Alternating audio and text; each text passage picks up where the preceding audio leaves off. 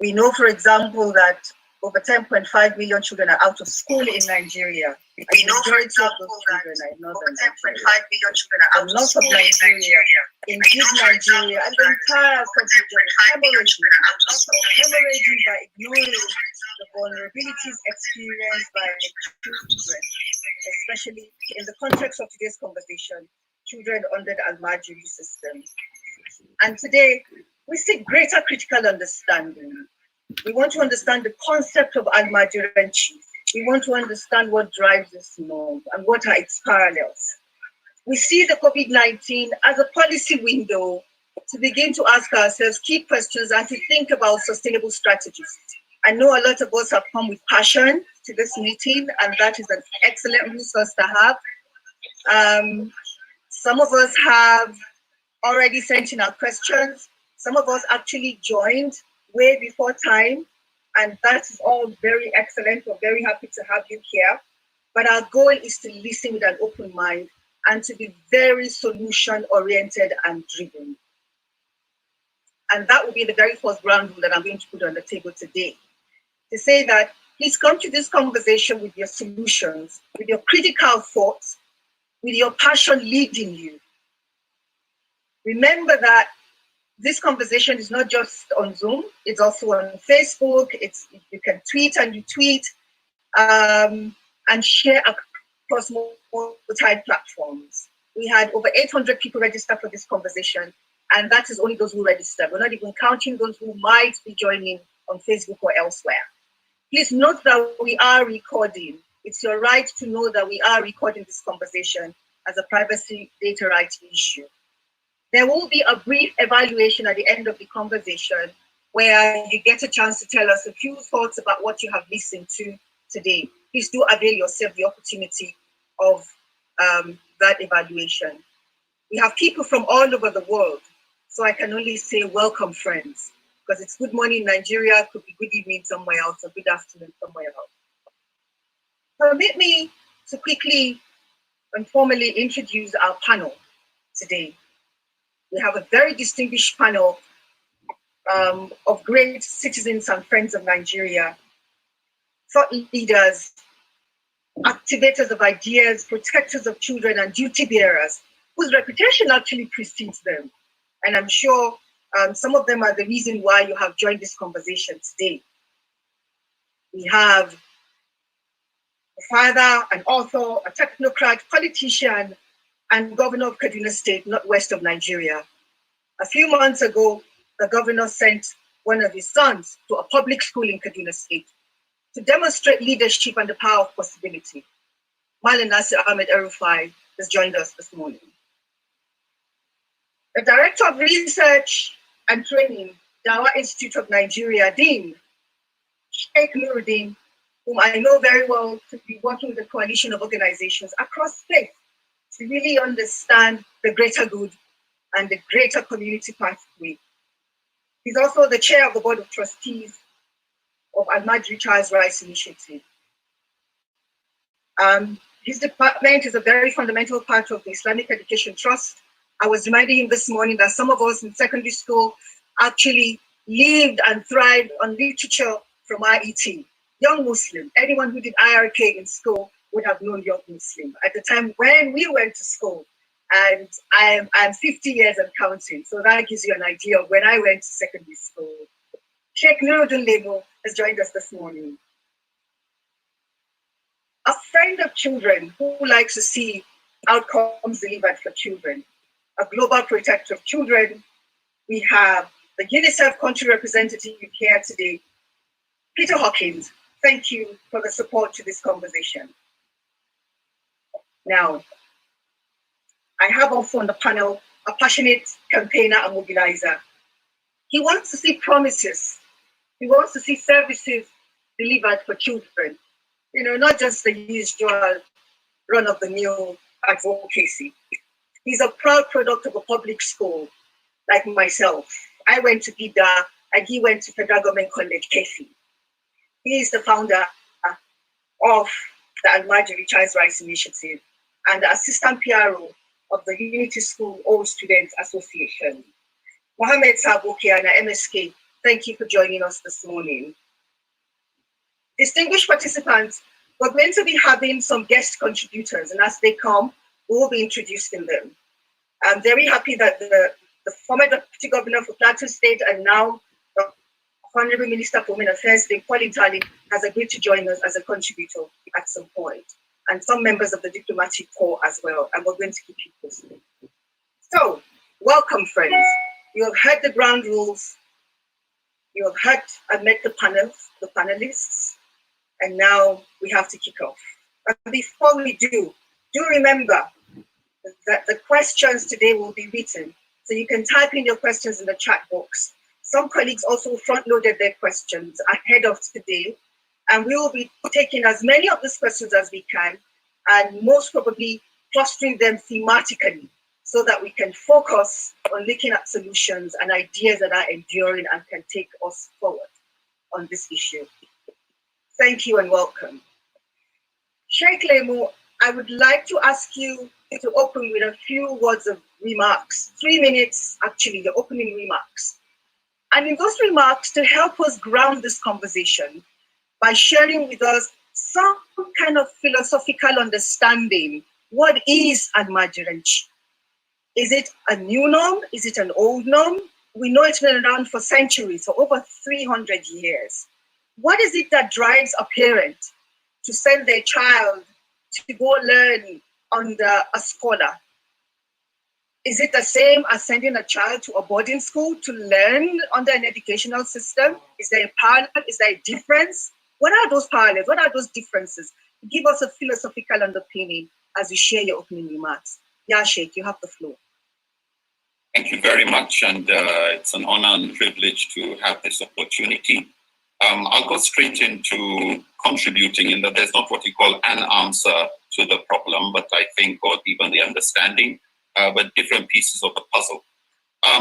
In every society, so pick a country, Turkey, Ethiopia, Argentina, Indonesia, China, France, etc. The lowest quality of education is usually in the most rural areas, because the most educated people tend to gravitate towards the bigger cities. So what usually happens in every society is children start schooling in the villages, but they want to work in the bigger towns. And their children want to work and study in the bigger cities, and those in the bigger cities want to go overseas. But there's usually a continuum and a transition from primary school to secondary school to tertiary, and then joining whatever industry that qualifies you to join at the end. This movement of children, I did my NYC in Ogun State in the southern parts of Nigeria. That was actually the first time I saw a boarding primary school. I never thought that parents would send their children, but when you look at the distances between schools, you could also understand where some people were coming from.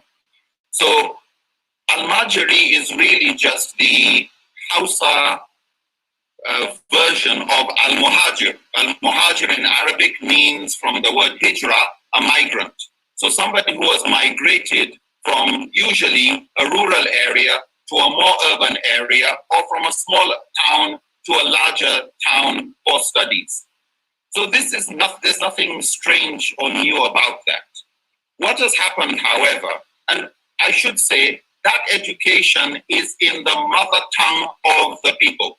You know, just like Chinese learn to be doctors in Chinese or Mandarin or Cantonese, the Turks learn it in Turkey, the Arabs learn it in their own language. These children learn their education in Hausa. They can read, they can write, but they use the Arabic alphabet, which is called Ajami, for Hausa purposes. So if you look at our currency, the Naira note, you have on the 1,000 Naira bill, Naira Dubutea. It's in Arabic letters, but it's Hausa. So you had a whole civilization in this area with their educational systems in place. The challenge, however, with colonialism is it's now required that if you are going to work in the industry, if you are going to work in the government, you have to now speak the vernacular.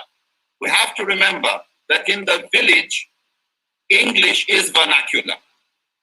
In northern Nigeria, in many parts, English is actually the vernacular in the rural areas. But by insisting children's education has to be in the vernacular, in a second language, without the support of parents, you definitely had lowering of standards.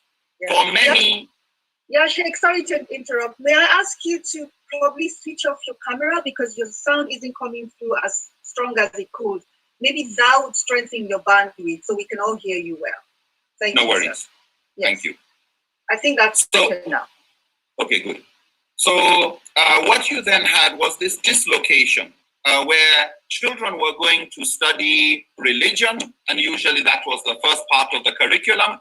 But if you look at the books of traditional religious studies like Iziya or Muwatta of Imam Malik, they learned admin, they learned about marriage, they learned about sales and Islamic finance, they learned how to run a whole society. What unfortunately, or just as a product of reality, is when this dislocation took place, the colonial system took the taxation away from the emirate councils who were in charge of the educational system. It was replaced with new tertiary, new qualifications. You had this dislocation where children were still coming from rural areas to bigger towns and to the cities to learn, but there was no transition, there was no integration. Unfortunately, we have had a history of poor leadership. The late Premier Sardauna of Sokoto, just before he was assassinated, tried to look at how to integrate the two systems so that there was a transition from the old to the modern. And my dad, many people were products. They had gone through the Almajiri system. They had studied under various teachers, but also went to school. So the challenge I think we're having now is we do have the Almajiri system now shrouded in a lot of things. There's parental abuse. Parents who are neglecting their children have joined in. There's rural poverty where the harvest at the end of the year is not enough to take care of the whole family. If you look at the impact of desertification. And so they have to send their children to relatives, friends of friends in town to study. And in the beginning of the rainy season, around this time, you find a lot of these children who are strong enough coming back to the villages to help their parents in agriculture. So in conclusion, what we also find, however, are bright spots. We find that within the Almajiri system, there has been evolution and adaptation. We have Islamia schools that teach the traditional Islamic curriculum side by side with the national curriculum. And a lot of this is not something that was initiated by the government, but it does not have government support to a very great extent. It is the rare governor, and here we have Malam with us. Most governors throughout, most states have not been lucky with their governors, to have governors who actually care with empathy, to listen, to try and understand and see what's a thoughtful, respectful way of getting the government to take responsibility for its citizens. These Almajiris are the children of the people who feed this nation. When you eat kamu, or you eat rice, or you eat corn, or you give your chickens chicken feed, these are the children who go back home and are involved. The population, just to wrap up on that, of Almajiris, imagine the population of Botswana, Namibia, Gambia, and Mauritania combined. Imagine the population of Sierra Leone and Liberia combined. That's the number of children we're looking at. So I think, it's for us to take responsibility, avoid blame games, take examples of leaders who have taken the initiative of being proactive to care about the funding and the integration and carry on where Sardauna stopped. Unfortunately, we have very, very few examples of this. And while there's a lot of room for improvement, I think we can see some bright spots. Excellent, excellent. Thank you so very much, Sheikh. Thank you for starting us off so very well. And I'm going to be returning to some of the things you have said, because I know once upon a time, God rest her soul, it was Professor Sophie Nwale who had said that the educational system in Nigeria needed overhauling. Why would we require all learners to think in the vernacular of another country, the English language? If I'm going to learn agriculture, I'm going to learn Arabic or Hausa or Yoruba or Igbo, why do I need to learn the English language first and get a credit in the English language? The BBC is already well ahead of us. There is a pidgin language service in the BBC, and it tells you that the world has a lot to learn from Nigeria, and we need to rethink our educational system. I'm going to be returning to you, but I have to go next to Peter Hawkins, because recently Governor El-Rufai had thanked the UNICEF for their help, the UNICEF and other NGOs, for their help in restoring health and dignity to children who were affected by the forced movement, is the way I like to refer to it, across states back to quote and unquote their states of origin. And I know that I said earlier that 10 million children are out of school, and that's a staggering 7% of our total population, thereabout. 81% of out of school children also represents that 10 million we're talking about, Almajiri, they're Almajiri children. But I know that for UNICEF, Peter, it's not just the Almajiri children, it's about enabling every child thrive. The quality of life of children should not be negotiated away. As you share your opening statement, can you let us understand what your concerns are as UNICEF around the issue of Almajiri, but also basically universal qualitative basic education for children in Nigeria?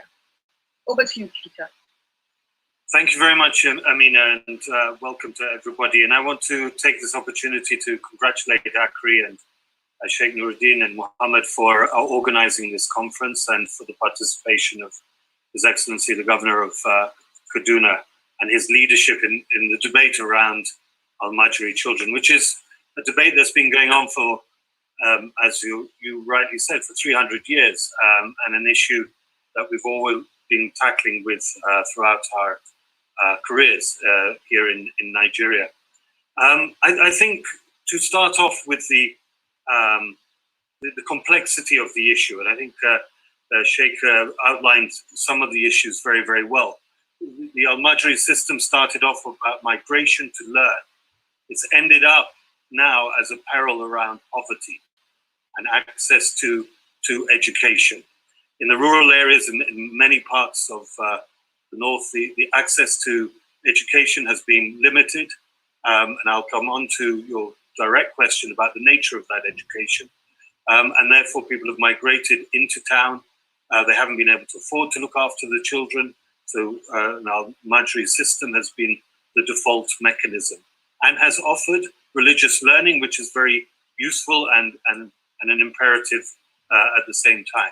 However, when the numbers have built up, and we're not sure of those numbers, so the question of how effective this is has come to the fore.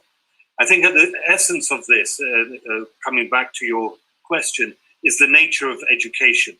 And education today is about learning, and the learning has to be at the beginning of your life in your native language, whether it's Hausa or what have you. But that is the basis of all education. Your mother tongue is your has to be your learning, and from there you can take off to move into different types of learning in different languages and in different ways. But at the beginning, it needs to be there. I think with the Almajiri system now, as it is, it's the fact that there is very little regulation around it. So we're not sure what learning the children are getting and how they are progressing in that learning progress. We know for many of the children, for the youth that are coming out, that their skills and their knowledge does not lend itself to the labor market, and they are finding it difficult to fit in and taking that forward. But what is key, I think, now is as we move forward, is making sure that the rights and the needs of children, or the protection needs of children, are at the center of all of this. Where are they, and where do we want them to get to? And first and foremost of that is the registration and documentation of these children to understand who they are and the fact that they are, as individuals, have a right to be protected. And then they go through the system, and the whatever system it is, to end up to be reintegrated into their communities. And I use the word reintegration rather than say reunification. Reintegration is threefold. One is that they go back to their communities and their families. Two, they have the means, or the families have the means to receive them back, the livelihood package to look after that children. And the third and the most important, that they have access to learning within the community that they live in. And that is about changing the way that the communities think about that child, how they want to receive that child back into their community, how that child has a need to continue their learning and their access education. And it's not just the physical access to school, but it's the ability of the family to allow those children to be able to go to school and all the indirect costs that are inherent in that. Indeed. Many thanks, Peter. Livelihood, the community buy-in, and access support to the family as well. Thank you so very much. MSK, Mohammed Sabo Kiana, why ACRI? I know that ACRI is trying to put on the table a model that would help us jumpstart this all-important conversation. Community learning, Almajiri school system, class. In your opening statement, can you share with us why you think this is a pathway forward? Thank you very much, Doctor, and thank you so much, everyone, for joining this important conversation today. ACRI, just a little bit background of who we are. We are an advocacy platform that we started to bring the issue of the Almajiri children into the consciousness of the nation and on the world. We have observed that for many years, issues around these children have not been properly treated and given due consideration, at all levels. So ACRI started as an advocacy and engagement platform to basically engage leaders and to hold them accountable on the issue of these children. And just like Malam has highlighted, the initial intent of the Almajiri education system for the children to go seek education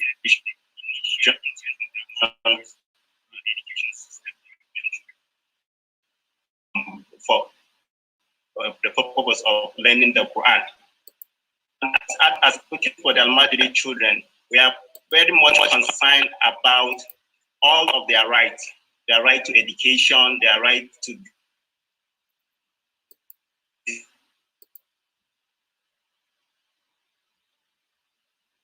decent shelter. We have been, saying many times when we start talking about the issue of the Almajiri crisis and all of that, we tend to focus on the education aspect of their rights, and then losing sight on other aspects. And so it's on the basis of all of this that we try to now look at, okay, what will be the best approach? What will be the best practice for us to adopt in order to achieve what we put as the interest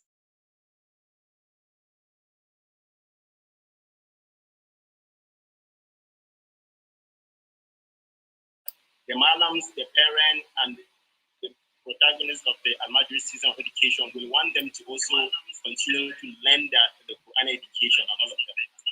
But we were more interested in, beside the education, we want the Almajiri children to have the right to childhood as children. They should have also a decent living condition when they will go to seek education, whether in the Almajiri system or whether in the formal system of education. They should not beg on the street every day. They should have access to healthcare. So it's in the consideration of the children having all of these rights that we came up with the concept of a community learning Almajiri school system as not the best, but as a near best approach in order that we can adopt to achieve the goal of them having both the Quran education and the formal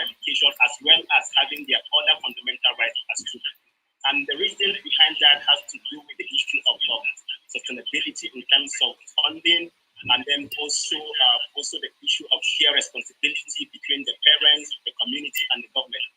We all know that taking care of these children, achieving the education for them, whether it's a Quran education, whether it's a formal education, we need finance to do that, and government cannot do it alone. The parents also were highlighted the lack of the capacity to support their children. They can also do it. So we have also seen recently that a lot of people want to support these children, they want to support the education of these children. But I think we need a framework to be able to achieve this education. And that framework needs to be established for us to have a clear accountability and responsibility to share for everyone, between the parents, the community, and the government. For the parents, they can provide, no matter how little it is, either the shelter aspect, the one food in the day. The government can be able to hold them accountable around the provision of the structure and all of that, and the community can come together and also support it. So we strongly believe that you have a framework like the class concept that has this shared responsibility and also prevent more children from coming into the system, to go a long way to achieve what we want. Excellent. Many thanks indeed, MSP. And I think the participants hear you because the comments here are absolutely inspiring. And yes, it's got to be a framework that is a shared responsibility. Parents will have a role. Someone is talking about being responsible for the number of children that you have. That's a conversation I'm sure that will come up as today's progresses inevitably. But now I must invite the governor for his opening remarks. Nasir, you have listened to your co-panelists, and you've heard about the philosophical understanding and the fact that at the heart of Almajiri Child is actually a quest for knowledge. But it has, just like public education, been cut off, by all of the lack of attention, lack of funding, if you will. It's a policy that was truncated because, as a donor, as a people could not complete that vision. And then to add today, Kekemo had alluded to the fact that we need to have a rare leadership. And he has referred to you as a rare leader. And I, for one, am very happy to see you today because I know a few weeks ago you were actually in self-isolation because you also were affected by the COVID-19 virus. And we're very happy to see you here. And thinking about this morning, I was asking myself, something must have changed while Madam was under lockdown for 2 to 3 or more weeks. And maybe it was a time for you to have reflected once more on the issue of what this COVID-19 moment means for governance and for leadership. And then lo and behold, Kano State sent some children into Kaduna State. And the government had the foresight to quarantine those children.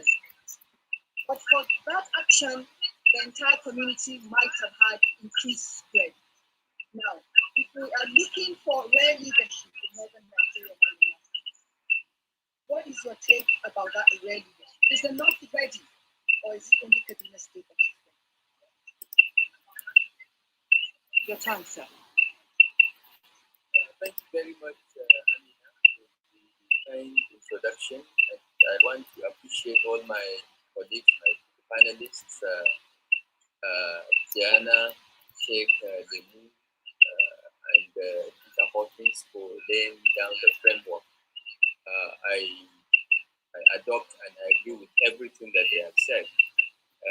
I am particularly grateful to Sheikh Nuruddin for giving the historical and cultural context of that has led us to where we are regarding education. With that understanding, I think it's important for us to look at the reality of where we are today. Millions of children out of school, millions of children living in impossible conditions. It is even doubtful whether they are getting any solid education. What is clear is that they are not getting any education and still prepare them for the 21st century. What is also clear is that we are producing a generation of young people who can only in the future be spiritualists and marabouts and potential recruits for the likes of Boko Haram. Without modern education, without skills, how they will survive will be a big question. So when we came into office, quite frankly, in 2015, it was clear to us that the Almajiri problem is both an educational, cultural, and a potential security problem. And we started thinking about it and what to do. Amina asked about rare leadership.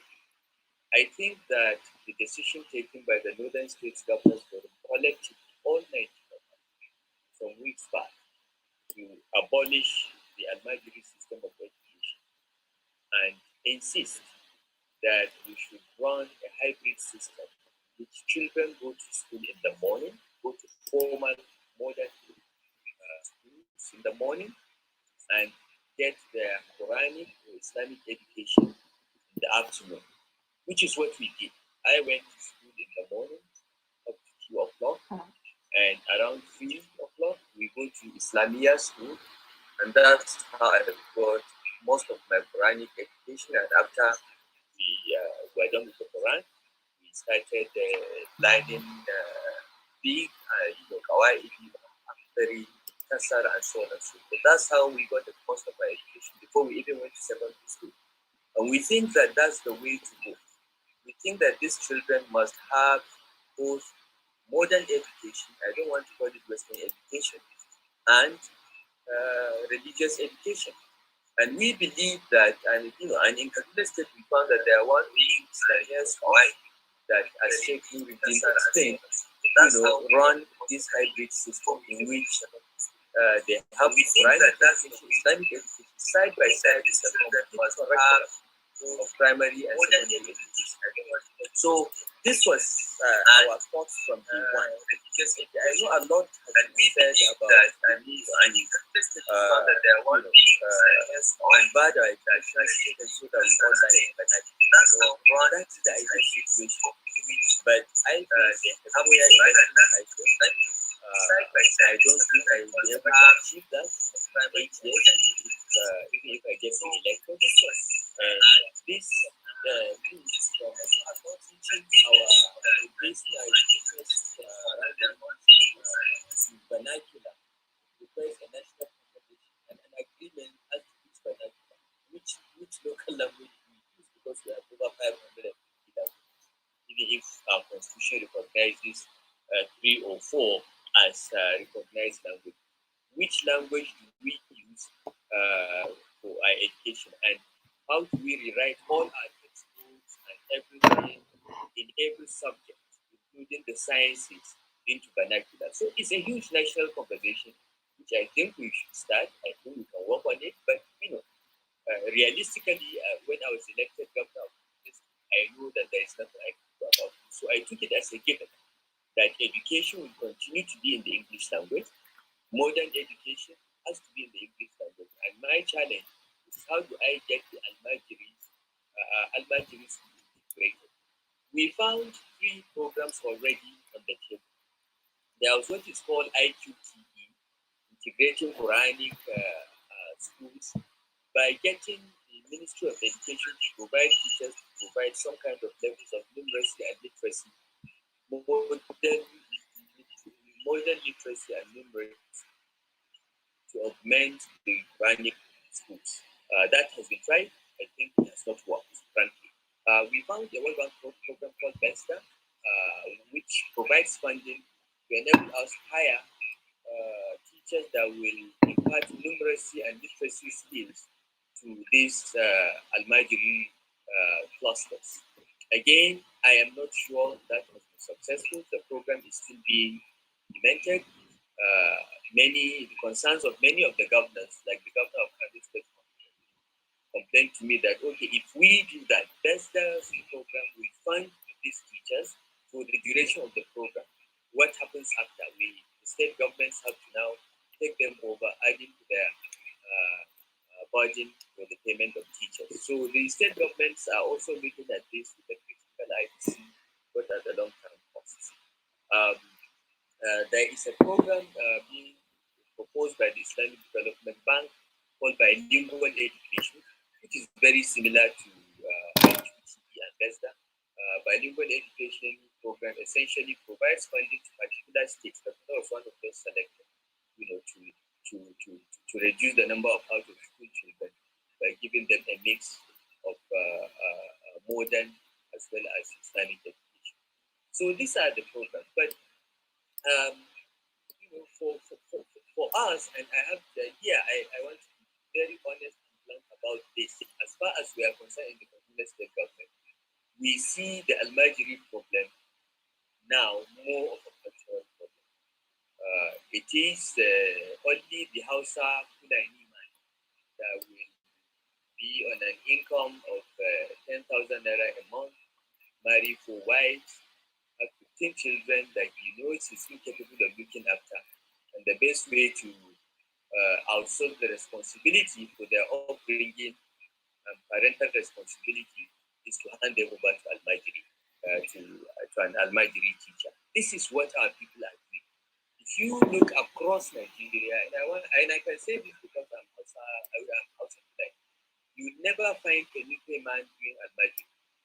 You never find a Yoruba man doing Almajiri. We have Yorubas in the world, we have Igbes in the world, we have other ethnic groups in the world.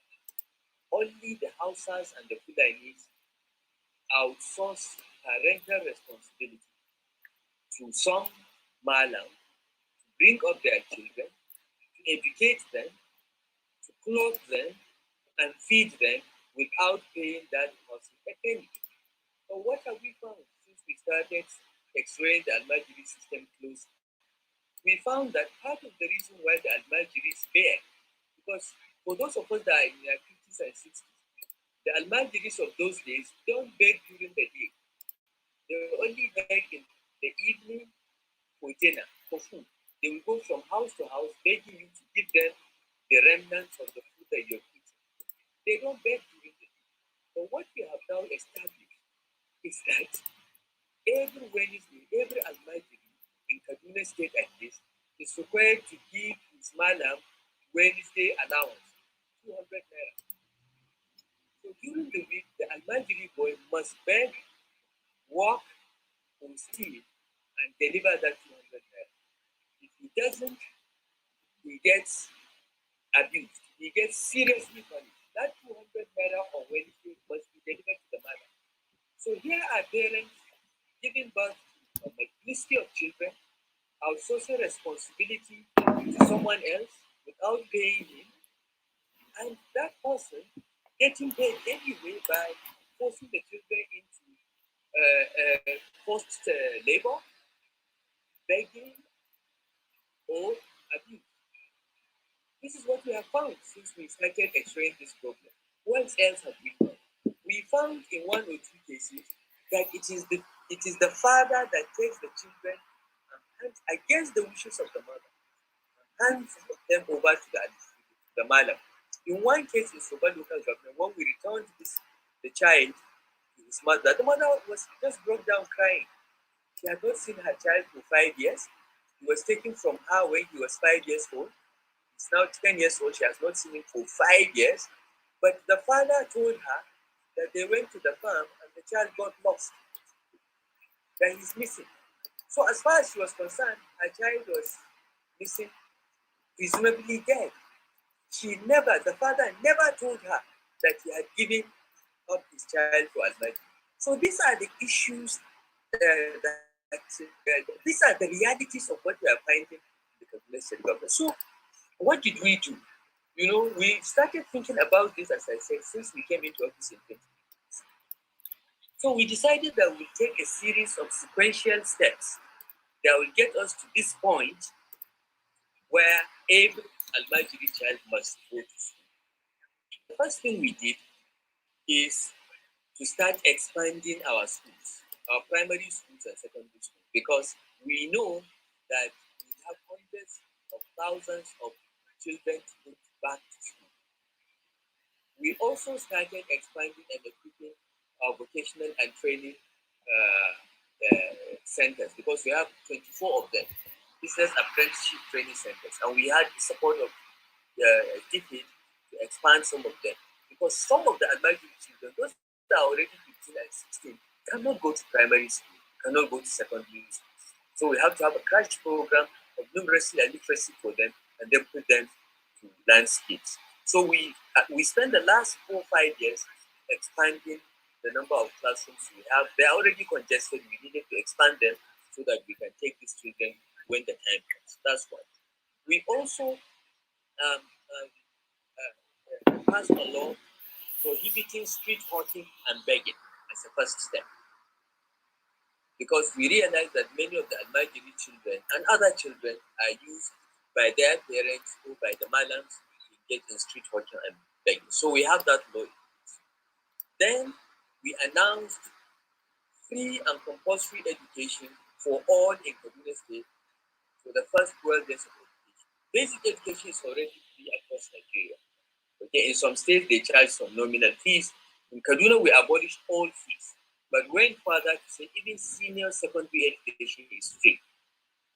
Vocational education is free for those that have finished junior secondary education.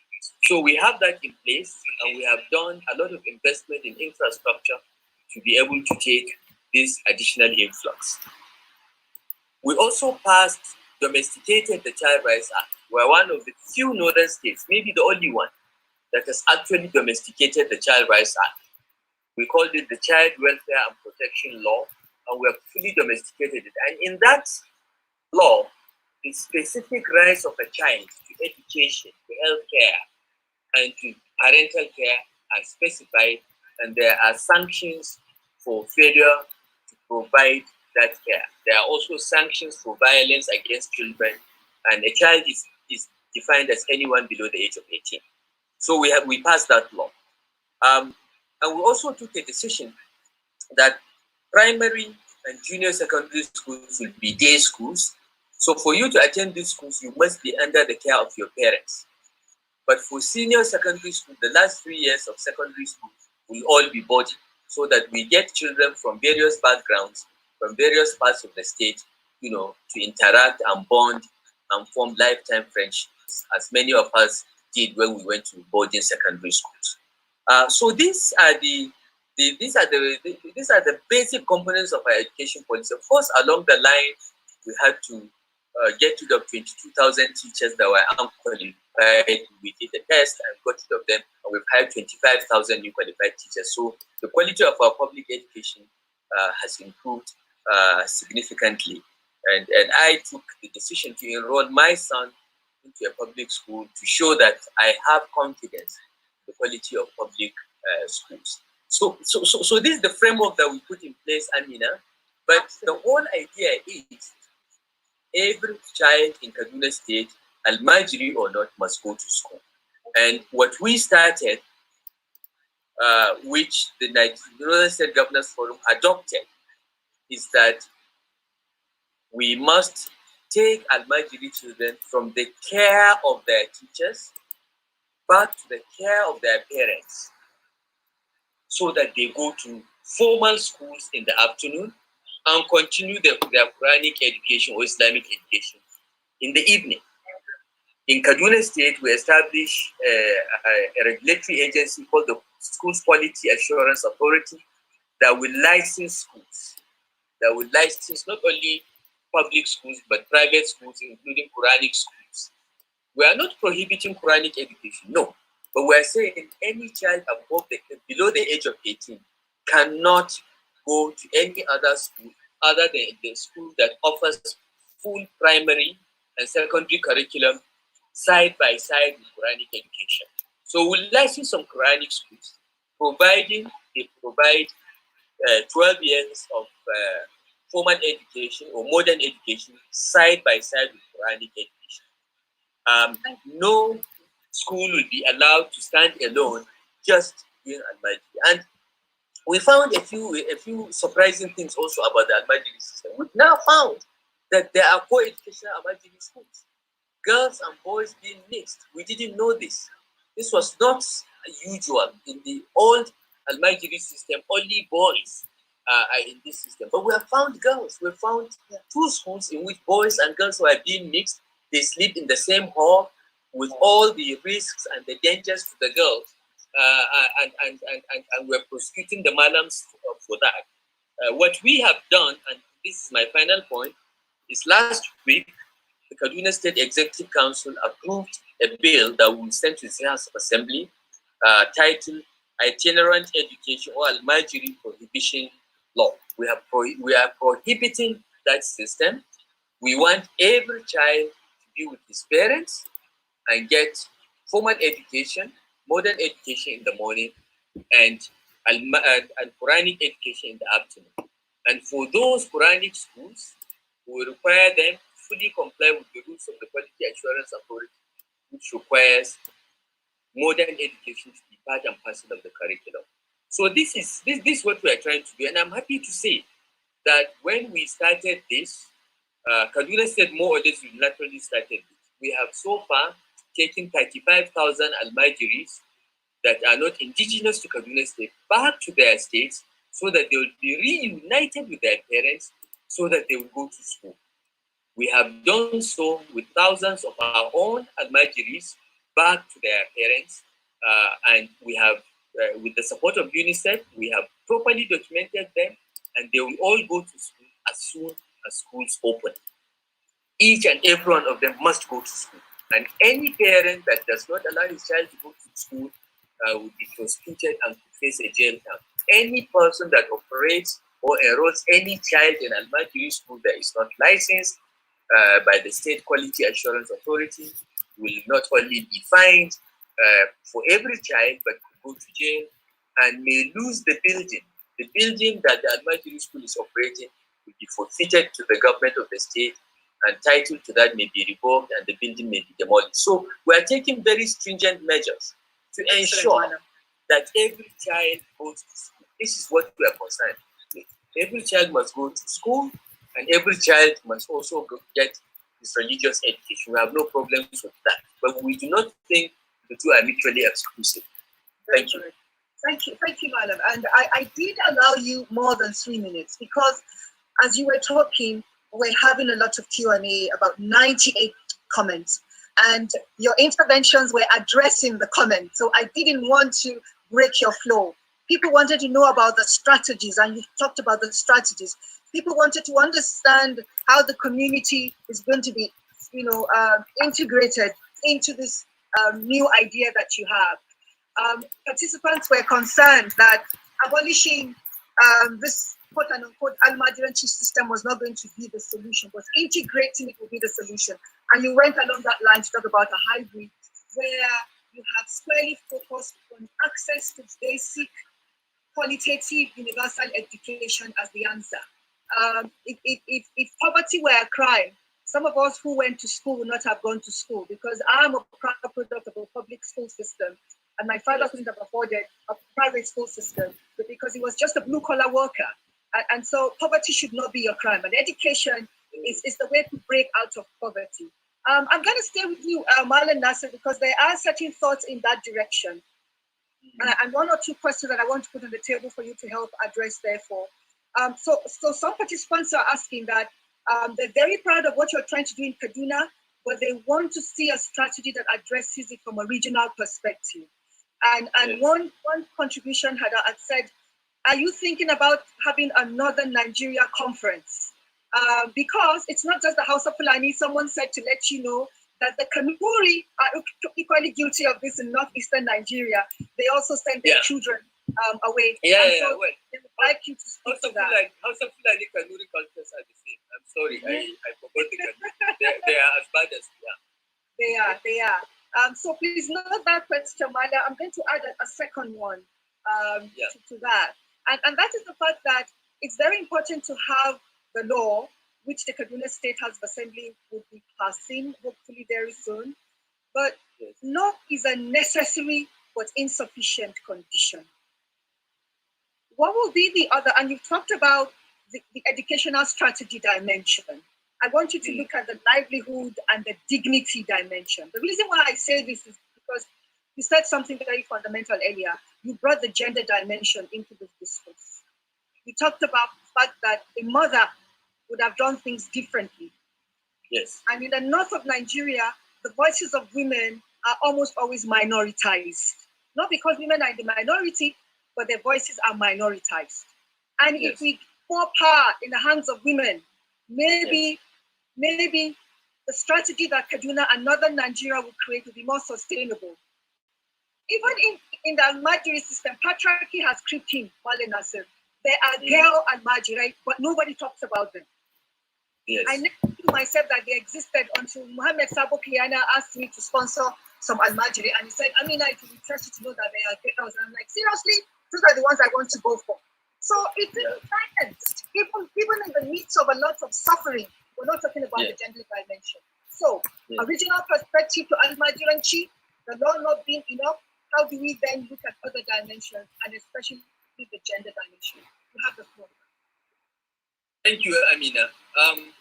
Look, starting with the regional dimension, as I said, Kaduna State, the Kaduna State government has been studying this for 5 years, and we decided that this time we have put all the components in place. This is the time to do it. And we started. I started because I did not believe that the northern state governors will all support what we are doing.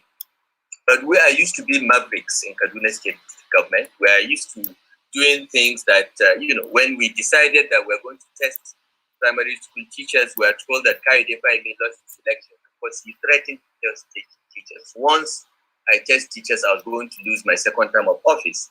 And we went ahead and did that. And we won our election anyway. So we are used to taking this kind of risks, and we did.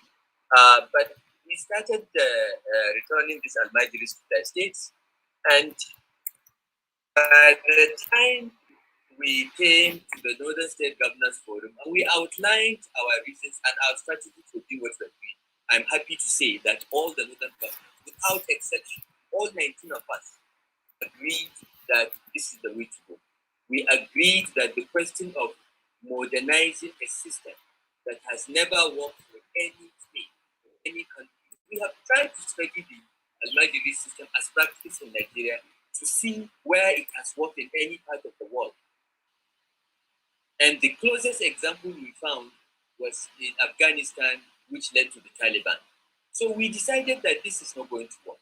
So all the northern governors agreed to adopt the Kaduna State template with modifications. So they asked us for the template, and we shared it with them. Our Commissioner of Human Services and Social Development, Hafsat, a very energetic and passionate woman, spearheaded this. And, we shared the template. And I want to say that without exception, all the northern governors have adopted this. So there's a regional consensus around this. And the COVID-19 pandemic provided just the window of opportunity to be able to have the Almajiris in fixed locations, because the lockdown provided an opportunity to be able to collect them and be able to document and test them and repatriate them. So that's what the northern states have been doing. That's how we got 169 from Kano, out of which 67 tested positive for COVID. Alhamdulillah, they are all treated now. They are fine. We got some from Nasarawa, Plateau, I think Gombe states as well. And we're asking every state, send us those that are indigenous to Kaduna State, because we want to take them to their parents. We want them to grow under the care and love of their parents. That's one. Yes, the law is not enough. The law is just to put a framework in place and a deterrent. We don't want to jail people. We don't want to fine people. We want people to see the value in education. So we're going to be engaging a lot of advocacy in parental responsibility, the values of education, and so on and so forth. We are working with our local government chairman, our social development officers at the local government level, to explain to the parents the value of this. But most importantly, we have realized one thing, that the outsourcing of parental responsibility is mostly a male decision. Mothers will never give up their children for Almajiri. It is always the men that do this. It's always the men that override the women. And Our child rights, welfare, and protection law protects the child from this. And we are going to do a lot of publicity, a lot of community engagement, a lot of advocacy to show to parents the importance of parental responsibility. Side by side with that, of course, is some kind of advocacy about, controlling the number of children. Have as many children as you can properly look after. Because, having 15 children and 4 wives when your monthly income is 10,000 naira is not quite responsible. We have got the buy-in of religious leaders. For instance, if you look at the statistics and, UNFPA will confirm this, Kaduna State has the highest use of contraceptive in the entire northern region. And we're able to achieve that because we got the support of Islamic clerics to preach child spacing, to use verses from the Quran and the hadiths of the Holy Prophet ﷺ to give religious legitimacy to child spacing. Not to say contraception. No. Don't use that word. Child spacing. It's in the interest of the health of the mother. It's in the interest of the family for you to just space children. And with that campaign in the last 4-5 years, Kaduna State has achieved fertility rates of near 4.6%, which is the lowest in northern Nigeria, and even lower than many southern states. So we have found that engaging with religious leaders, putting the facts before them, showing them all sides of the story, plays a very important role in trying to get people involved. So we are not passing the law as the silver bullet. No, we need to do a lot of community engagement. We need to bring traditional leaders. We need to bring religious leaders. We need to work with civil society organizations and continue to talk to the parents. I will be going around myself as a person. I'll be going around to local governments. I will visit the homes of some of these Almajiris that have been repatriated, to talk to them, to talk to the parents and encourage them, because we found that kind of interaction plays a very important role. We saw that during the election. Everywhere I visited, every household that I visited, I got 100% of the votes, because they have never seen a governor visit their household. So we know that this kind of personal touch changes the minds of people. So we're going to do a lot of that. So there is a regional framework. There is this engagement. I've forgotten your last point. Gender. Well, I think yes, you have touched on yes, we have addressed that. Livelihood and gender. Yes, and Amina, if you notice that there is something we're doing in Kaduna State. There is no state in the north that has projected women at the highest levels and giving them solid responsibility like Kaduna. We are doing so intentionally because we want to send a message that a Kaduna girl is not just a wife. She's a future commissioner. She's a future permanent secretary. She's a future governor. She's a future president. And we are doing that very, very deliberately. We are doing that very deliberately because 50% of our population is women, and we do not believe any society can make progress clapping with one hand. We must get our women up there, and we must make them visible. We must make everyone in Kaduna State believe that what a woman can do at least as well or even better. And we've tried to do that in Kaduna State, and we hope to do more so that that gender dimension will be taken for granted in our state. And our hope is that what we are doing in Kaduna and the successes we've achieved will have a salutary effect on our neighbors that are yet can get up to speed in that area. Thank you so very much, Madam.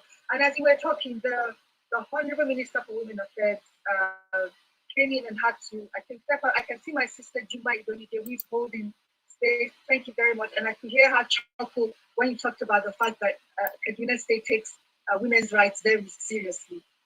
Welcome, Juma. We learned that the Honorable Minister is Mr. President.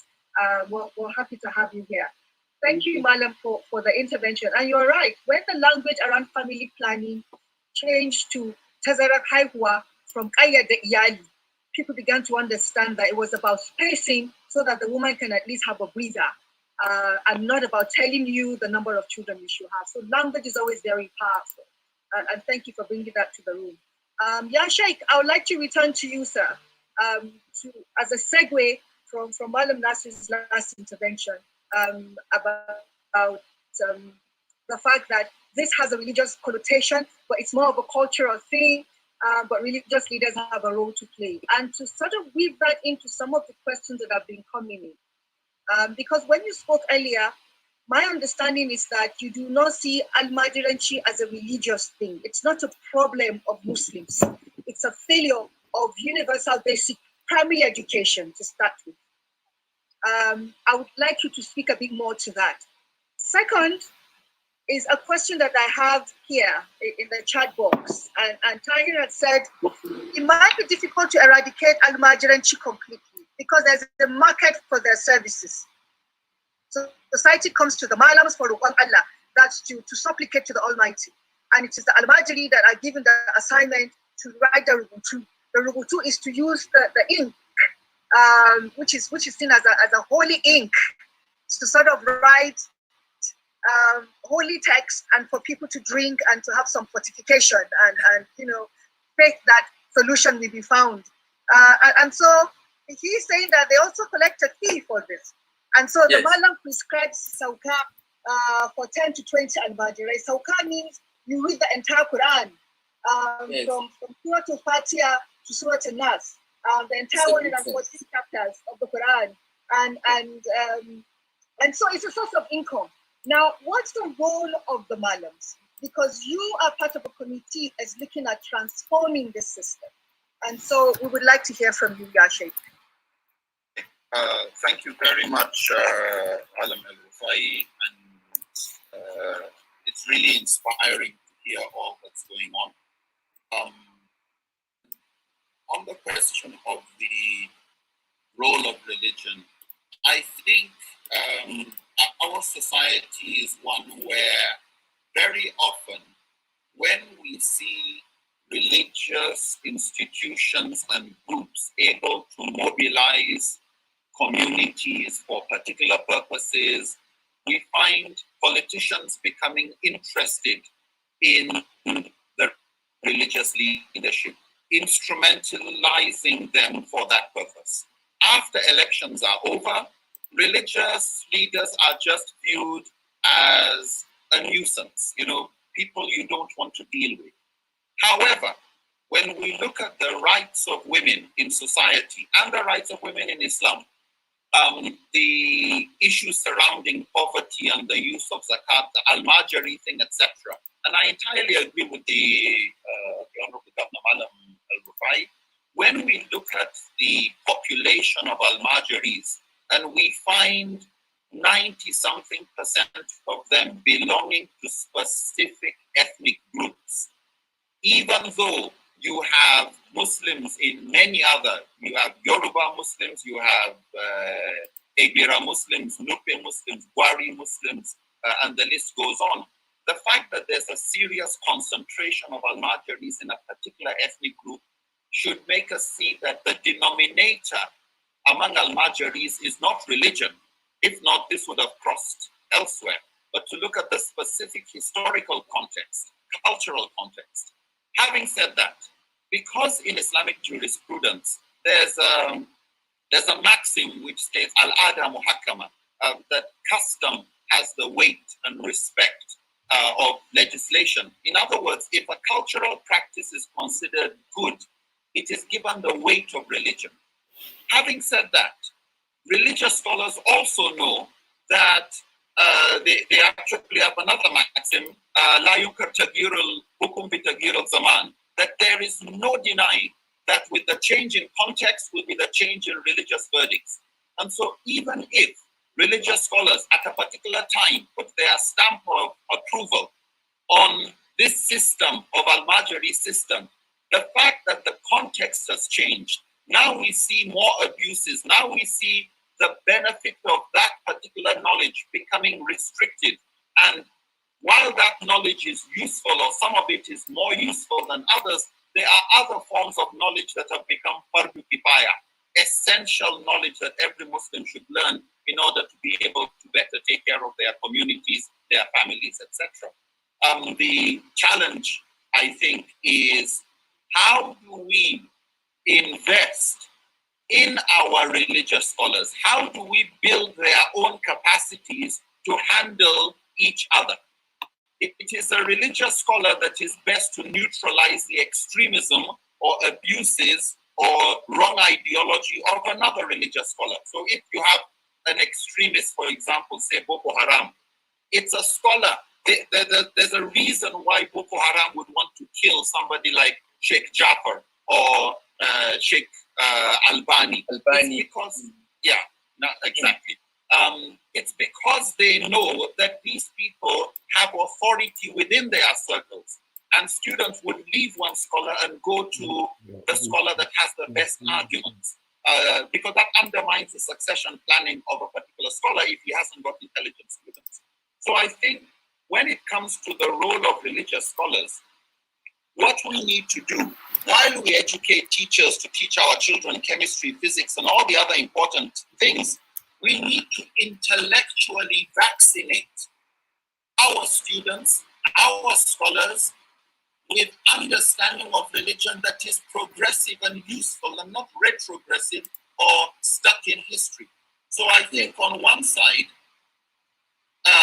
there's the need to ensure that this is not just a job of just the governors and the government, but of the whole community and its various stakeholders, because unfortunately, the nature of democracy, which is a strength in another context, is that a governor is there for what is equivalent to a sprint period, 4 years or 8 years, not a marathon. And unless the governors are able to come up with a better succession planning, or the political party is able to ensure that it's a marathon and a relay where the baton is passed on to someone else that can do things better, it will fail, unfortunately. But this is where I think what the Honorable Governor Malam Nasir is doing, of institutionalizing things so that it's part of a system, not just the vision of an individual. An area of focus is how to not just give the Malams a responsibility after you build their capacity and you certify their standards, so that the standards in who is speaking on behalf of Islam, that also to ensure they take that responsibility so that when this governor leaves, whoever is coming back again would find it difficult to undo the good that has been done, but to also look at this as an experiment. Some of what has been said about the economy of the poor and the market for Almajiris and Malams and all of that, sometimes you would definitely need laws to tackle abuses. You will need more competent Malams to tackle and help identify and neutralize the arguments of those who make a business of so-called, fortune telling, all sorts of things that go as forms of abuse of religion. So I think the issue of better succession planning and better putting of systems in place that are accepted by the Malams, by the most competent, giving them more scholarship so that they actually, you bridge build between them and they appreciate the wisdom and they can tell you the kind of language and framing that would make it easier for others to accept. Absolutely. Thank you so much, Sheikh. We need to look to the Malams, we need to look at the political economy dimension, I think is what I hear you say, because it's not religious, it's a livelihood matter. And we have to look at it from that perspective as well in order to create the freedoms that we need for these children and to give them the dignity that they deserve. At a point in time, Malam Nasir, I'm going to return to you to ask you questions about budget, how much resources you intend to match this idea. But just hold the thought, sir. I'm going to ask Peter, because Peter, some of the things that we're hearing, and to summarize some of the comments in the chat box, is around the fact that some of these Almajiri are no longer children. They're 18 and above, and they have been in this system of life, way of life, all their lives. And the thinking is that our institutional framework needs to think about age-appropriate skills and technology. Okay, vocational training. And we also need to think about ensuring that we even have the data. How many of the children? Where are they? And how are we preparing the communities to receive them? Remember, they left the community because they wanted to seek a better life elsewhere. And the question has been posed to UNICEF directly because the point was made earlier that I think the governor said in Hausa, it's you need all hands on deck. So we want to hear the hand of UNICEF. What would be your take on thinking about age-appropriate interventions for those who are over 80 and also the community framework that is able to incorporate livelihood? Over to you, Peter. Absolutely, and it's a very, very important point. And I'll be talking here as not only UNICEF, but on behalf of the United Nations as a whole, in all its scope. And we talk about this a lot. What can we offer for age-appropriate training? Not only, I think it's from 15-year-olds and above, and how can we create an environment on skills development, but also jobs. And the most important part is getting the two together, the skills development and the jobs. And there is an initiative called the Generation Unlimited, which is a global initiative, global platform, which we have adopted and brought into Nigeria to use that to help look at what are the educational needs of children, what are the skills of those seeking the job market, but most importantly, what are the jobs and the skills that jobs require for people to come through. But if I may, because we are also moving into a stage in our economic development here in Nigeria where there are going to be certain constraints coming in over the next year with the tightening of the budget.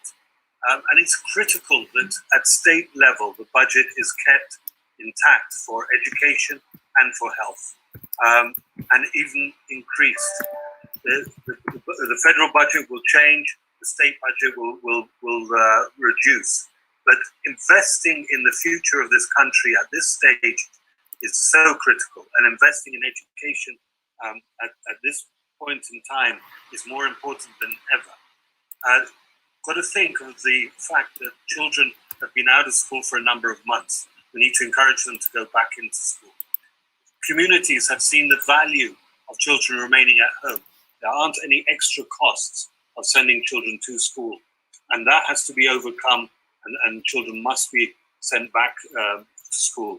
And the investment in rural, especially rural education, is key now to ensure that the learning opportunity and the skills that children and the youth require will allow for their own future development and their own future aspirations. And then there's the investment in jobs and in livelihoods that is crucial in the rural area, as well as obviously in the urban areas, to ensure that those skills and the jobs are compatible and are able to move forward. Absolutely. Absolutely. Thank you so very much. Peter, that's an excellent template. And I'm only preaching to the converted when I say it is something that I would like to propose that we make as a formal submission to Malam Nasir. Because it tells us not just the minds of UNICEF, but you're also talking about the entire UN system. And at moments like this, we need our friends thinking with us. Money always follows good idea. It's really about the idea first, and then the resources will always come. Thank you very much for your intervention. MSK, I would like to come to you briefly, Mohamed Sabo Keyana. So one of the earlier questions that we had was from a colleague in Yobe, who said that they would like to feel the winds of Akri in the Northeast. They feel you're doing fantastic work in the Northwest, and they would like to see you also extend your tentacles to the Northeastern part of Nigeria, because like you said earlier, it's something that they're also affected by, not just the Northwestern part of Nigeria alone. And I wanted you to speak a little bit to your network and how you're structured and how you're trying to implement class. Are you working with government? Are you working with civil society organizations, private sectors? What exactly is the structure you have to reach the community and to also connect to policymakers. Thank you very much, Doctor. Just also to complement all what the governor said, Marlon said. I mean, it's all in line with all what we all also want for these children. All of us, we have always been looking for an opportunity where we'll have a common ground between those who want these children to have grand education and those who want these children to have the formal education. And I think from the conversation by both Malam and Sheikh Nuruddin Lemu, as well as UNICEF, we have that some sort of understanding that indeed these children can have both of this, both education and also skills that will grant them at least some fair opportunity in the future. So to the question about our presence in the Northeast, I think maybe the gentleman is not aware, but we are in Yobe, we are in Maiduguri, and for the past few years that we have been doing the advocacy, we have indeed been engaging and working with the government at those levels. I was in Maiduguri myself last year. We met with the Permanent Secretary, Minister of Poverty Alleviation. In fact, she was in one of our last year program during the Almajiri Child Rights in Maiduguri. So we are there. And what we have been doing over the years, all our activities have always been centered and structured around interfacing with the children, interfacing with the Malam, engaging them, trying to also explain to them, also enlighten them of the fact that these children could have both form of education, both Islamic education as well as the formal education. But of course, our capacity has not indeed reached to the extent where we will have to go to the communities, engaging parents and all of that. For now, we have largely been around the Malam and the children where they are. And so the structure of the class is an idea where we think that, for instance, my village in Kana local government, if we have Almajiri school in Kana local government, and it's interesting to know that a lot of our traditional rulers, have, I don't want to also make some controversial comment on that, but a lot of them have not also been responsive to the responsibility of knowing what goes around their local community. Because I strongly believe that they would have been the champion of reformation of the Almajiri system, even before governors and all of that should come in. Just imagine having an Almajiri school or center in your community and you don't know anything about it, So what we're trying to do in trying to institutionalize the class is to engage, is to meet the traditional rulers, the local government chairman, to say that as a community, as a society, can you take the responsibility of coming together to ensure that the Almajiri children within your community are able to organize themselves, you as a stakeholder in this community, so that you're able to organize yourselves to provide some little bit support to the Almajiri student, whereby you can talk to the Malam to adjust his timetable for the Almajiri children, where he allows them to go to school in the morning, from just like what Malam said he went through. For the Malam to adjust their timetable from 8 to 2, and when they come back, we can continue with their formal with their primary education. So this is the idea we are sharing with community leaders, and we have started that in my village in Kana local government. And the idea is to have such structures. We don't have Almajiri as all entities in our community, in our society, but we feel that as humans and as fellow citizens, we can begin to reform the system and introduce such model for communities that where these children come from. And if we're able to achieve that, and the community where these children come from, if they're able to also replicate such idea and model within their community, and with complementing with enlightenment, information intervention, just like Nathan said, enlightening the parent of the possibility of having both education going on together. And then over the time, we can be able to have all of these children back to their original community, and we don't have more coming in. So it's a kind of a long and a strategic approach that I think we can be able to adopt to, first of all, mop up the children prevent more from coming, and then scale it up across the community, and then that would go a long way to be able to address the issue of out-of-school children, but also a long-term framework to address the issue around the Almajiri system. But let me also mention that if we properly structure this framework, we can be able to make it like a production hub for the northern part of the country, where skills centers can be institutionalized, can be taught for the children, for those who are not who are above school age. So it is something that is doable, and it's something that we achieve. But let me also make the point about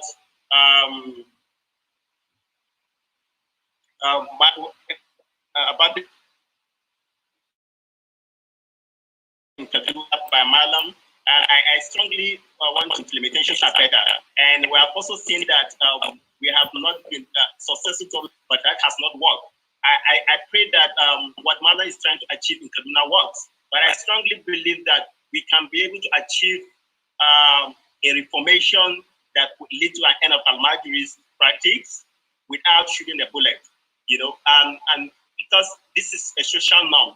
And for you to address a social norm, you need everybody to go on with, to carry along, And right now we are seeing a lot of people who think that abolishing the Almajiri system should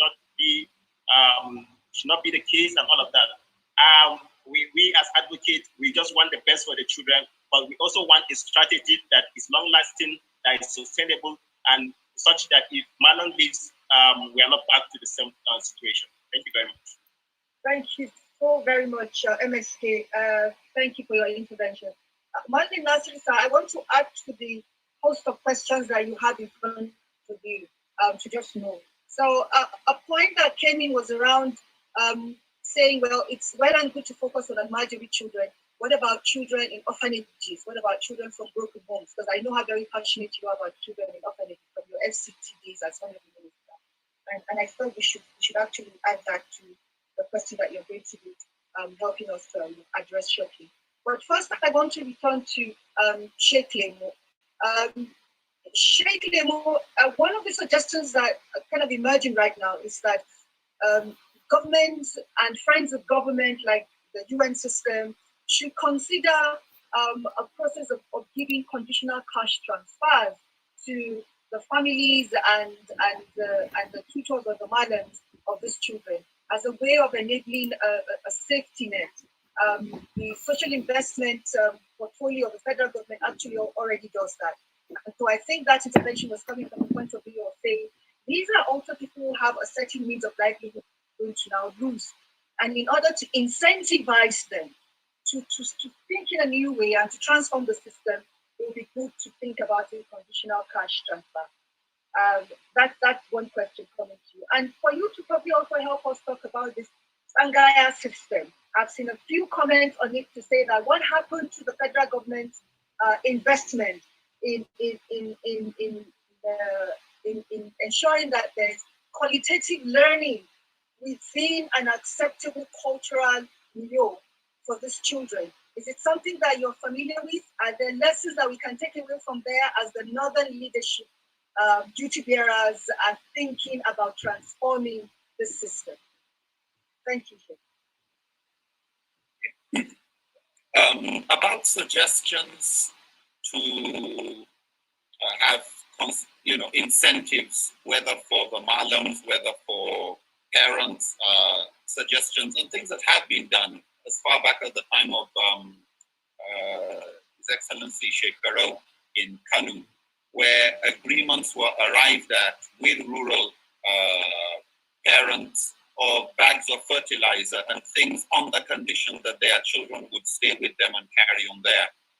Local malams who had other incentives, scholarship for education, a stipend. After a while, they would be qualified for teaching jobs in schools, etc. So I think that on this subject area, because you want a holistic approach, there's no would this work or would this work? There's no either or. It's difficult to talk about versus this versus that. It's all about and. It's just, however, to be sensitive to the context that while certain incentives may work, they can also be abused. They can also create some addiction and dependency on the government, and you would like to find a way of weaning people off that type of measure. However, just to answer the question, would it be useful? I am sure there are many contexts in which it would be useful. I think the Honorable Malam would probably have more practical examples on that one. On the issues to do with the Sangaya system, which was supported, especially during the Jonathan regime, where is it now? I honestly have not been following. A lot of meetings I've attended on this has not been good news. Schools were built in places far from where the students needed to be, things incomplete. So I'm not familiar with where are these things now and how have the governments carried on correcting whatever anomalies might have gone wrong. So yeah, that's what I would say there. No either or, just and. No bad ideas. Excellent. Thank you very much, Yashik. Nasir, another question coming your way to note, sir. Someone wants a clear confirmation that have you said you are going to ban Almajiri in Kaduna State and you're going to ban Bara? This contributor thinks they are two different things and they want you to help explain more. MSK, I wanted to ask you if you heard anything about this Diaspora and to respond to a question that's come up about whether or not you're doing orientation work with Malams as well. Okay. Yes, I mean we have gone through some of the Jonathan's Almajiri school that were built during the Jonathan's school and Jonathan's regime. And so I can say one or two, and I also engaged the Federal Minister of Education to know the state of those schools and all of that. And the schools indeed were built across the country. We have several in my state, Nasir State, and across the northern state. But a lot of very few are functional. I mean, those very few, those in Sokoto are functional. Just one or two or three of those are only functional in Sokoto. But here is the reason why the school did not, are not functioning right now because of certain factors that has to include the issue of financial sustainability of the running of the schools. And you know, there's so much big structure that were established across the state. The government of those respective states have repeatedly said that they don't have the finance to, they don't have the funds to finance the running of those schools. In my own state, we tried to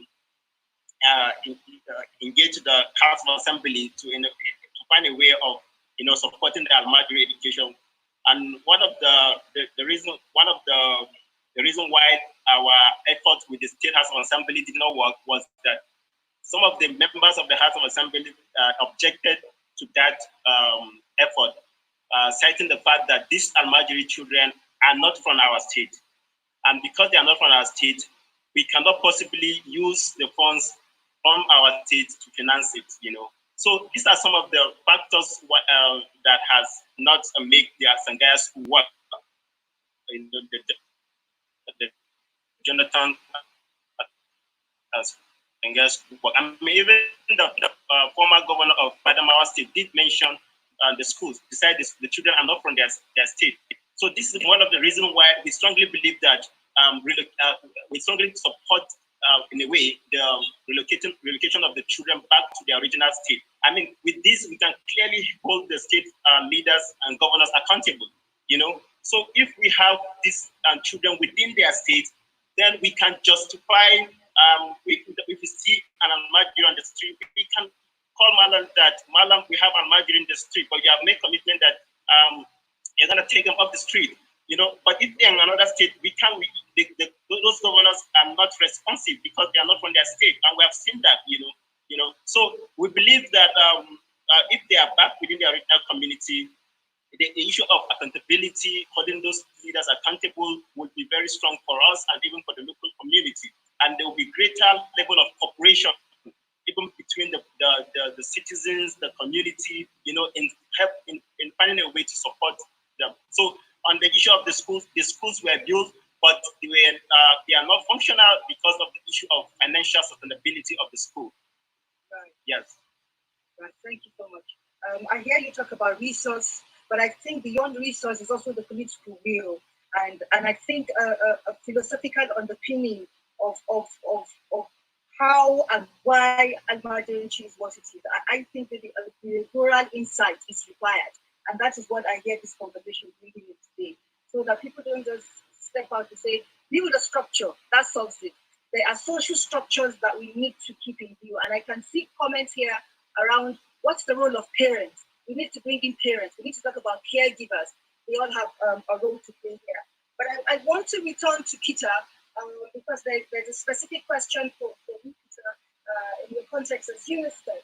And it's the concern that today we've talked about livelihood, we have talked about education, we've talked about safety, but there's another dimension of safety that has not been touched on, and that is the psychosocial care for these children, boys and girls, because I insist in bringing the fact that there are girls amongst them back into the room. And the question is being asked, what is thinking to do beyond the film, in terms of how you think you might want to engage with religious bodies to stop the exploitation of children by, quote unquote, the person said, non-God-fearing clerics. So the psychosocial care, as well as engaging religious leaders to create awareness, to increase sensitization, and to demand that there is some shift in mindset. Over to you. Thank you very much, Amina. And I want to say at the outset, the importance of religious education in Nigeria is part and parcel of the culture, and we must continue to encourage that and allow that to evolve. But it needs to be complemented by other learning experiences that allow a child to develop and be able to aspire in a very different way.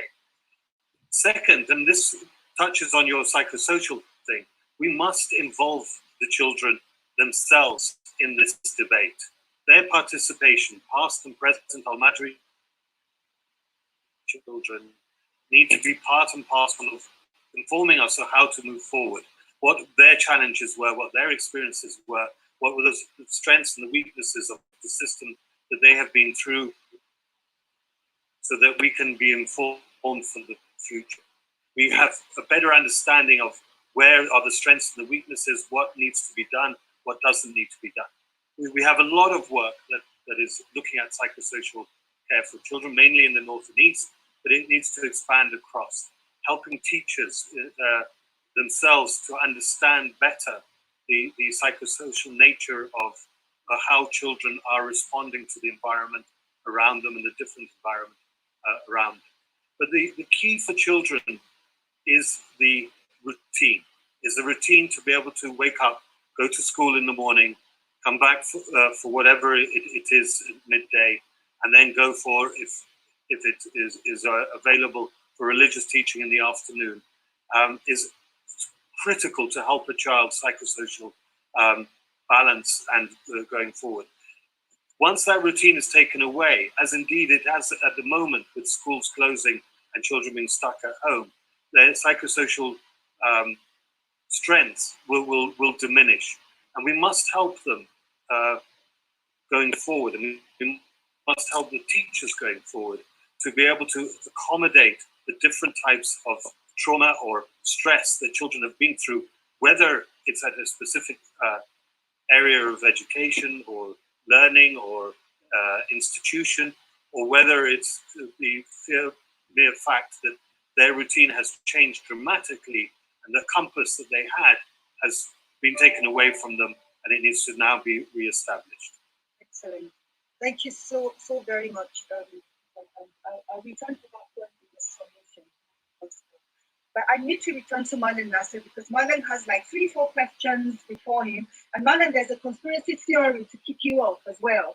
So I just saw a comment float across the screen now to say that the term abolish Almajiri is actually Western imposed. And it's a way to get resources of the West. It's a precondition to get resources of the West. It's not something that Northern governors are thinking about. It's not something that is coming from you. And so they want you to say more about that. But please remember, we wanted you to talk about the budget that you are committing to this great task. We wanted you to talk about other children who are not necessarily under the Almajiri system, but they're also vulnerable because we're talking about universal education. And if there's a difference between the difference of the ban in Almajiri and ban on bara like street begging, in other words. Over to you. Thank you, Amina. First, let me put it on the table very, very loud and clear. We have never had any pressure from any bilateral or multilateral organization to prohibit Almajiranchi.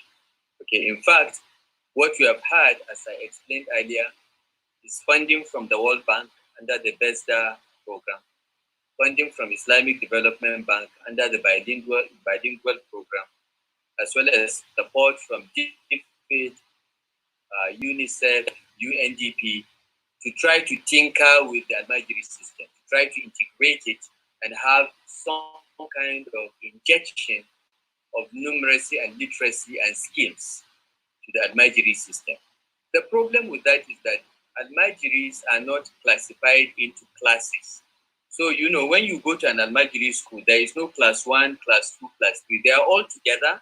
They all just memorize the Quran, write the Quran and memorize it. They range in age from 4 years to 16, 17 years. So really, it is very, very difficult to impart. They are at different stages of their intellectual development. It's very, very difficult to impart numeracy and literacy skills to such a diverse group with different ages and different understanding. But we've never been under any pressure. So any thought that this is a Western conspiracy or a foreign conspiracy to abolish Almajiranchi, you know, is not true. It is our decision as Northern governors based on the reality of what we are facing, that this Almajiranchi has not served our region well, it has not served the country well. In fact, it has become a potential danger to the rest of the country. And this is why we took the decision to abolish it. People will not believe this, but it is a fact. And let me also say that since we started this program, there is no state that has received a penny by way of financial support to implement the repatriation, the rehabilitation, and settlement program. We have done it all from our own resources, and we are very happy to do it. So I want to clear that misconception, because Nigerians like to create conspiracies out of that. There is nothing of the sort.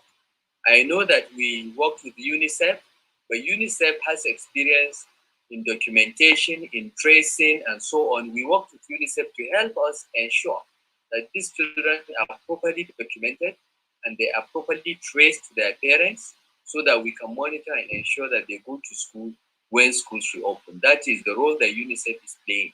UNICEF is not giving us money. UNICEF is not telling us what to do.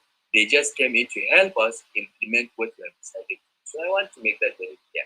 Now, a lot has been said about sustainability. It is true, legislation alone, policy making, pronouncements by governors, even enacting laws and so on, will not make this to be sustainable, because I'm here for another 3 years if God spares my life.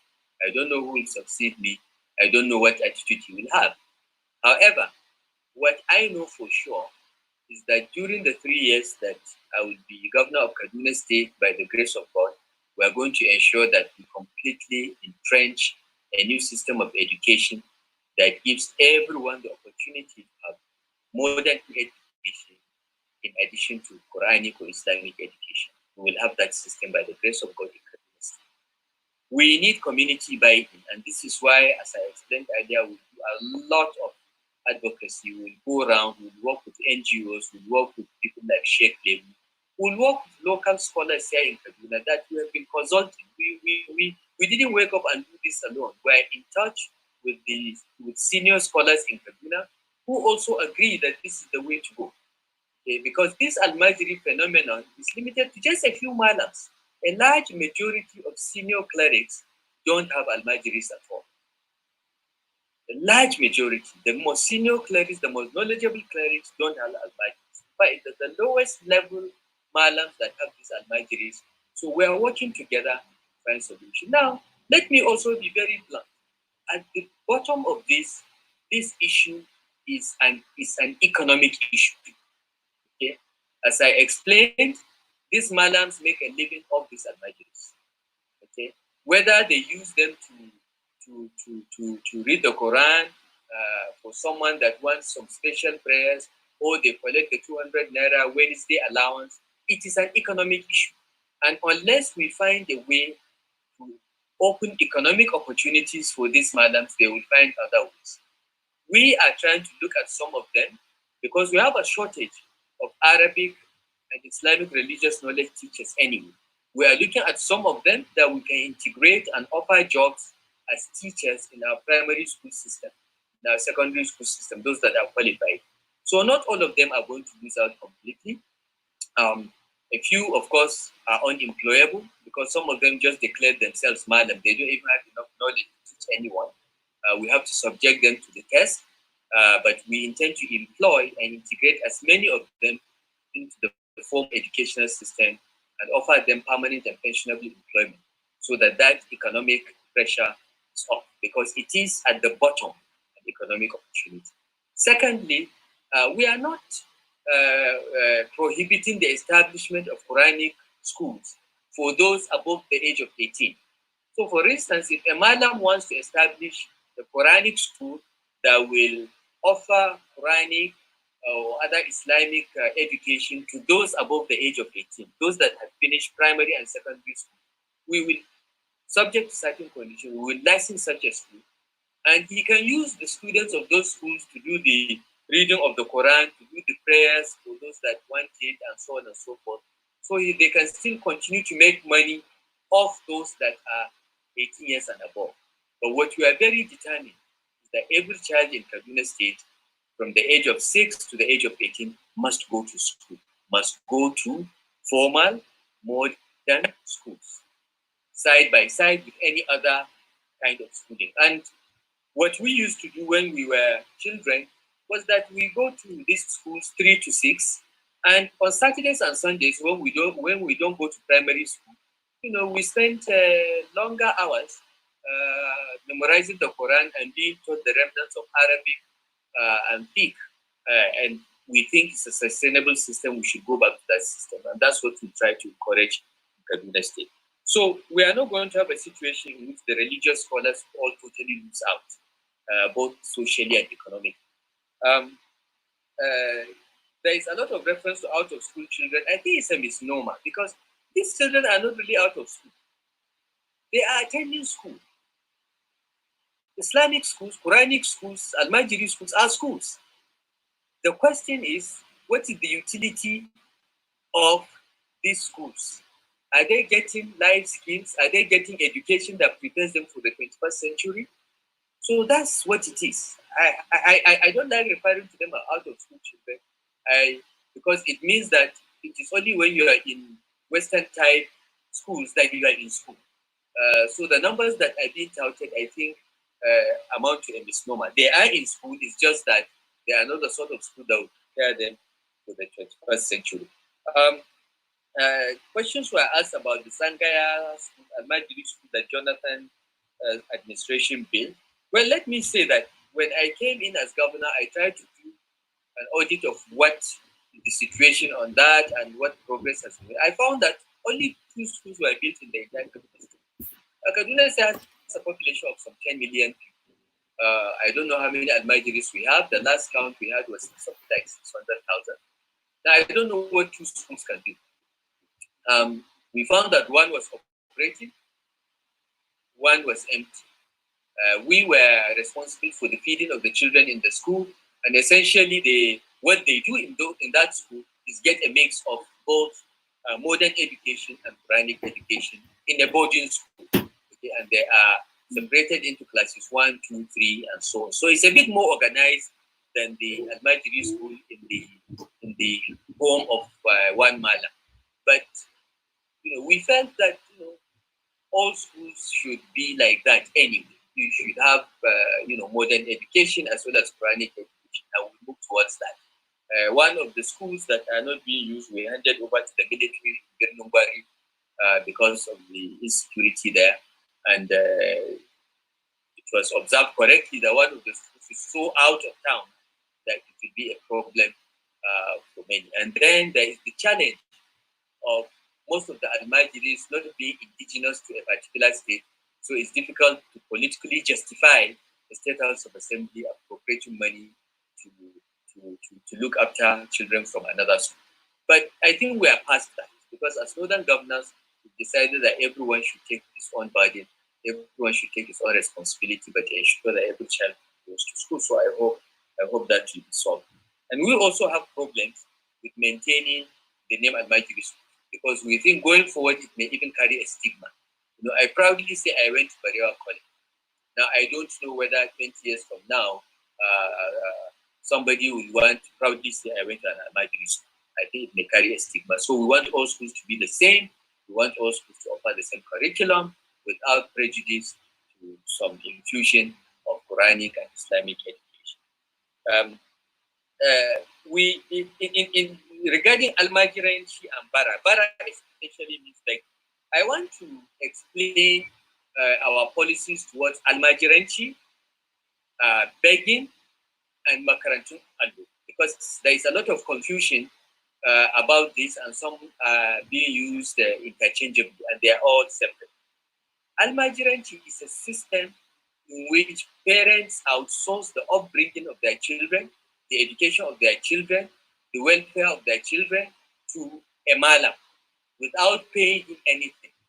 So ultimately, the children end up being beggars, living in unsanitary conditions, at the mercy of society, so to say. That's what we want to prohibit. We want every parent to look after his child. He or she brought them to the world. They have a duty under our culture and our religion to look after their children until adulthood. Adulthood is 16 to 18, and we insist that every child must remain with his parents and go to the school nearest to his parents, day school, and get primary education, basic junior secondary school education. And then when they are about 15, we can take them to boarding school for the last 3 years of their secondary education. That is the plan of the state. We are prohibiting the Almajiri system that prevents a child from getting this 12 years of formal education. When the child returns home from school, he can go and have 3 hours of Quranic education every day of the week, and Saturdays and Sundays. Okay, so that's the plan. Bara is begging. We have a law prohibiting street begging and hawking, and we are going to enforce it very aggressively. This is across the state. It's not targeted at Almajiri or anyone. It's targeted at everyone, and we are going to enforce that aggressively. Makaranta Allo, on the other hand, is a school where people are taught to read and write the Quran on a slate, wash it, move from chapter to chapter until they write the complete Quran from beginning to end. We don't have a problem with that, so long as for children below the age of 18, it is an afternoon and weekend event, so that in the morning children can go to modern schools. 2, we have no problem with that, and we license schools that do that, providing they are targeted at people above the age of 18 who are presumably graduates of secondary school already. So there is no danger. Once you have that secondary education, you can go and be a Quranic artist. You can go and memorize the Quran. You can be an Islamic scholar but after your secondary education. This is our belief. So that's Makaranta Ando. So we're not prohibiting Makaranta Ando, just saying that for those below 18 in the afternoon. For those above 18, we can, if you meet the conditions, we'll give you a license and you can teach pure Quranic recitation and Islamic education to those above the age of 18. And you can use them to be writing the writing on Allah for people to drink and pray for blessings and all the other things that Madam use for economic empowerment, but only if someone is above the age of 18. So that is our position. Finally, the orphans. We have sanitized the orphanage system in Kaduna State. We've established some government orphanages. We are supporting civil society organizations, private organizations to set up orphanages, meet certain conditions, get licensed, and even get government support. We will support via the budget monies to keep orphanages going, because those that don't have parents would have to have, a suit of family upbringing, and we think orphanages can provide that, and we support them very strongly. But they have to be licensed. They will not be centers for the trafficking of children, and we have had to close 1 or 2 that have been involved in trafficking of children. But our commissioner is often doing that. But we strongly support establishment of orphanages, particularly for established by private and civil society organizations. We actually plan to give them budgetary support. Thank you.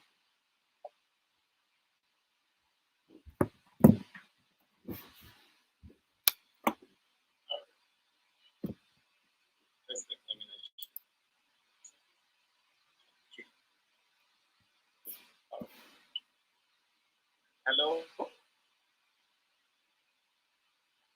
Hello, I am. Thank you so much, Marlon Nasir.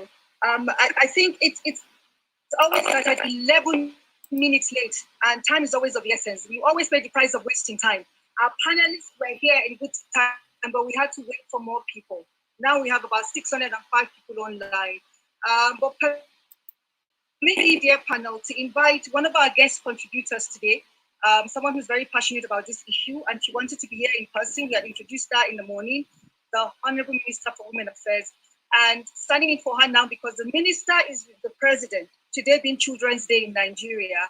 And we have here the Senior Special Assistant to the Minister, as well as the Director and the Minister of Women Affairs, my sister, Princess Juma Idonije, to share with us a few closing remarks by way of the summaries of what you have heard today and what you'd like to see us commit to. My sister Juma, over to you for 3 minutes. Good afternoon, all. Can you hear me? Good afternoon. Good afternoon. Okay, great. Your Excellencies and ladies and gentlemen who are all listening to us at this time, happy Children's Day. We were all once children. And so on behalf of the Honorable Minister of Women Affairs, I want to say happy Children's Day to all of us who are watching and who are listening on to these conversation. Very timely at this time. The Honorable Minister had come online earlier, but she had to quickly join the other virtual meeting going on in celebration of National Children's Day. So listening to all the remarks and all the comments, let me begin by, on behalf of the Honorable Minister, say a very big congratulations to the Kaduna State Governor. You're doing a marvelous job. And if all others can commit to what you're doing, I'm sure we'll have a Nigeria truly fit for children. Congratulations, sir. You are one of the he for she's that we're all singing about what you're doing. And we pray that you continue in this state even after you have left office. We pray that you have legislations all around the work you are doing. It's not just thinking out good policies, but we need legislations around those policies. So quickly going through what we have, the remarks and all the good comments that have been made, I want to quickly just summarize as follows. Some of these recommendations that we're trying to make at this juncture must involve the participation of children, families, malams, and community members to ensure ownership and sustainability of the solutions, address the current situation, as well as to mitigate any misconceptions and outcomes of inequities for each and every child, including Almajiri children. This forum, I gather, was supposed to actually talk about only the Almajiri children, but in between, I heard discussions about other children in the orphanages and other vulnerable children. So just going ahead, would like to say there is need to institutionalize a community-driven framework that ensures access to education for Almajiri children within the broader education strategies that ensure provision of free, quality, equitable, and non-discriminatory public education for all children. We also need to quickly facilitate community-based access to age-appropriate skills and vocational training alongside literacy classes. There's need to also enhance community-based mechanisms to identify and refer critical child protection issues to social services through statutory social welfare actors as part of the broader child protection systems in the country. We also need to quickly institutionalize effective state policies and regulatory frameworks to support the reform of the Almajiri system in accordance with child rights standards. We should also look at establishing and implementing a framework for conditional cash transfers to support parents of returned Almajiri children and other vulnerable children and families within their communities. There is a need to also rethink educational system to be more indigenous mother tongue focused. Let me quickly cite an example here. I grew up in Kaduna State, and I attended the Catholic school in Kaduna in the early 70s. And when we were in primaries 1 and 2, Hausa language was the mother tongue for which we were trained. And then going on to primary 3, there was the introduction of English language across board, meaning that by the time you are grounded in that mother tongue education, every other thing becomes secondary. You understand what you are supposed to be doing. So running quickly, my final word here is intensify advocacy to ensure that all states yet to domesticate the Child Rights Act do so. Right now, we have 24 states that have domesticated the Child Rights Act. We have 10 states, especially from the north, that are yet to domesticate the Child Rights Act. Let me quickly also congratulate Kaduna State for taking the lead in the north for domesticating the Child Rights. Thank you very much. On behalf of the Honorable Minister of Women Affairs, we say thank you for having us on this discussion. Thank you. Many thanks indeed, my sister Jumai. Our kind regards to the Honorable Minister. And I think we all hear you loud and clear, especially the last point about domesticating the Child Rights Act. Beyond domestication, implementing and evaluating the Child Rights Act, I think is what we've been talking about today. Looking at this all-important issue from the perspective of universal basic education, but also dignity, healthcare, livelihood, the entire political economy of it. And it's been such an amazing and rich conversation. We have just 4 more minutes to get out of there because I did say I was only going to take the extra 11 when we started late, and I have to keep my word. His estimate start of the European Union joined us as a development partner and critical friend. And thank you, ma'am, for making it in today. There's been a huge, huge, huge sea of words in the chat box, in the Q&A, Facebook, and Twitter. And my request to the back end team, Marlon Nasir and Sheikh Lebo. Oh, excellent. So, let's say hello. Welcome, ma'am. Excellent.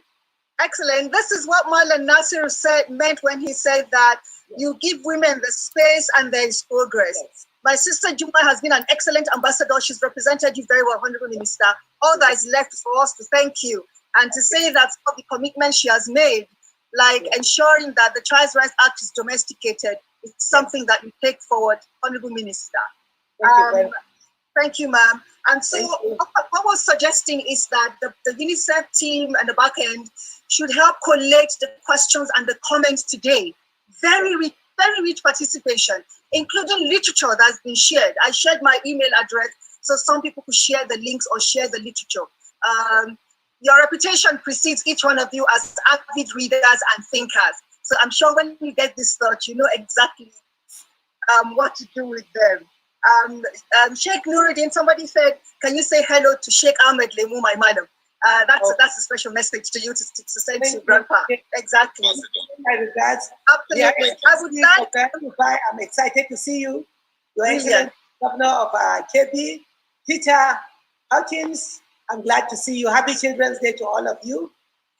And please, please, our governors, keep doing the good work and ensure that you keep our children safe.